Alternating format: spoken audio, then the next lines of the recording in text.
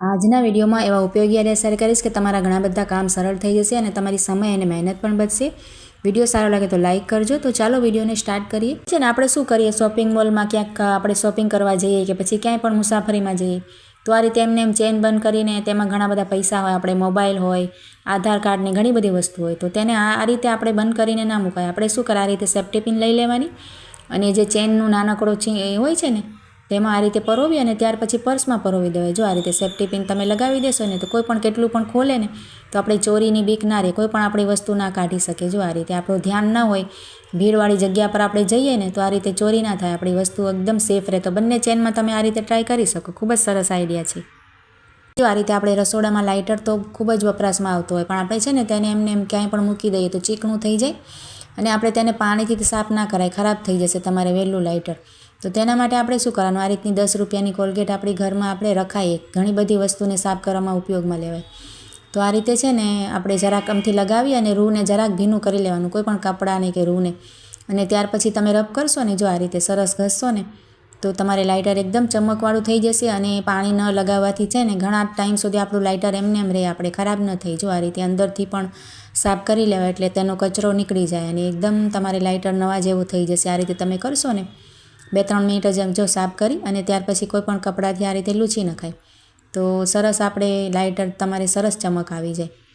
અને તેને રાખવા માટેને આપણે શું કરે, આ રીતે બે છે ને રબડ તો આપણી પાસે હોય જ છે ને, તો આ રીતે રબડ લઈ લેવાય અને એકબીજામાં તમે આ રીતે પરોવી અને ગાંઠ જેવું કરશો ને તો તેમાં આટી આવી જશે। જો વચ્ચે આ રીતે રેડી થઈ જશે રબડ, આ રીતે રેડી થઈ જાય ને ત્યાર પછી આપણે શું કરવાનું, આપણે લાઇટર લેવાનું અને એક જો આ તેનું છેડો છે ને એક રબડનો, તેને આ રીતે પરોવીને ઉપર લઈ લેવાનું। જો આ રીતે તો સરસ તમારે લાઇટર નીચે ના રાખાય। જો આ રીતે તમે ટીંગાડીને ક્યાંય પણ રાખો ને તો તમારે લાઇટર સરસ મળી પણ જાય સામે અને ખરાબ પણ નહીં થાય, તેની ચમક પણ ઓછી નહીં થાય અને ઘણા ટાઈમ સુધી આપણે વાપરી શકાય। જો આ રીતે ખૂબ જ સરસ આઈડિયા છે। સારો લાગે તો લાઇક, કમેન્ટ અને ચેનલને પણ સબસ્ક્રાઈબ જરૂરથી કરજો।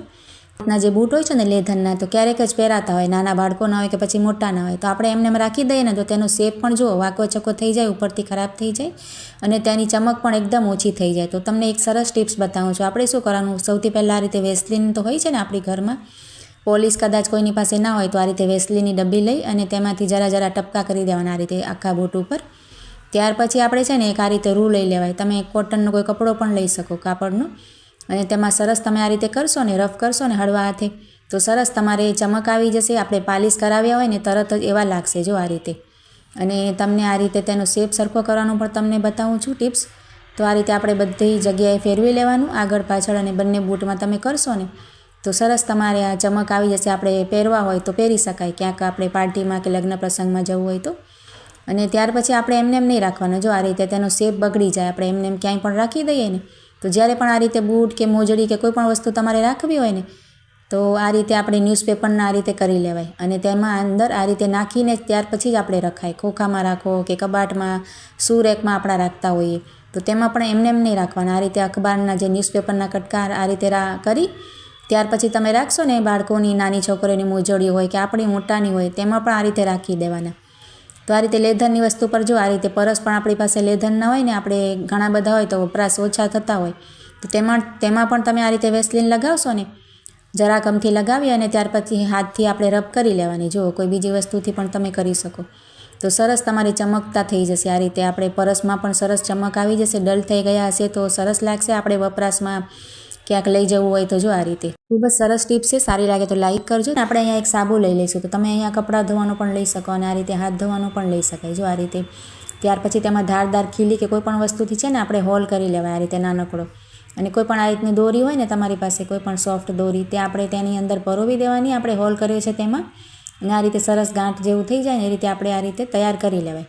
તો ત્યાર પછી છે ને તેનો ઉપયોગ તમને બતાવું છું। આપણે શું કરાય, આ રીતે આપણે વાસણ ધોતા હોઈએ ને ત્યાર પછી આપણે હાથ ધોતા હોઈએ ને તો આ રીતે આપણે સાબુ રખાય। હવે કપડાં ધોવાના સાબુથી આપણે હાથ શિયાળામાં ખૂબ જ ખરાબ થઈ જાય, તો આ રીતે તમે ધોશો ને તો તમારું સાબુ પણ વેસ્ટ ના થાય, ખૂબ જ ઘણા દિવસ સુધી ટકી રહેશે, આપણે ઓગળે પણ નહીં અને સરસ આ રીતે હાથ ધોવા થાય। જો ક્યાંય પણ તમે આ રીતે લગાવી શકો। તો અહીંયા મેં ફરિયામાં ચોકડી પર નલમાં લગાવી દીધું છે, તો ખૂબ જ સરસ આઈડિયા છે, જરૂરથી ટ્રાય કરો। આ રીતના આપણે કોઈ પણ વસ્તુના પેકેટ આપણે ખુલ્લા પડ્યા હોય ને, મેગી વગેરેના હોય કે પછી સૂજીના હોય તો આ રીતે છે ને તેને પેક કરી લેવાના। જો આ રીતે ઉપરથી તેને ફોલ્ડ કરી લેવાય પટ્ટી, જ્યાં સુધી આપણી વસ્તુ હોય ને ત્યાં સુધી આ રીતે સરસ રીતે કઠણ વાળી લેવાની। જુઓ અને ત્યાર પછી આપણે અહીંયા એક હેરપિન બ્લેક કલરની નાનકડી અહીંયા મેં લઈ લીધી છે. તો આ રીતે આપણે એક પણ લગાવી શકાય, આ રીતે વચ્ચે લઈ લેવાની, એટલે એકથી પણ આપણે પેક સરસ થઈ જાય. અને જો 2 લગાવવી હોય તો નાનકડી પીનો અહીંયા મેં બંને બાજુથી લગાવી દીધી છે. તો આપણું જો વસ્તુ છે ને ઢોળાય પણ નહીં અને ક્યાંય પણ આપણે રાખી શકાય. જુઓ, તમે ટ્રાય કરીને જરૂરથી જોજો અને સારો લાગે તો લાઈક જરૂરથી કરજો.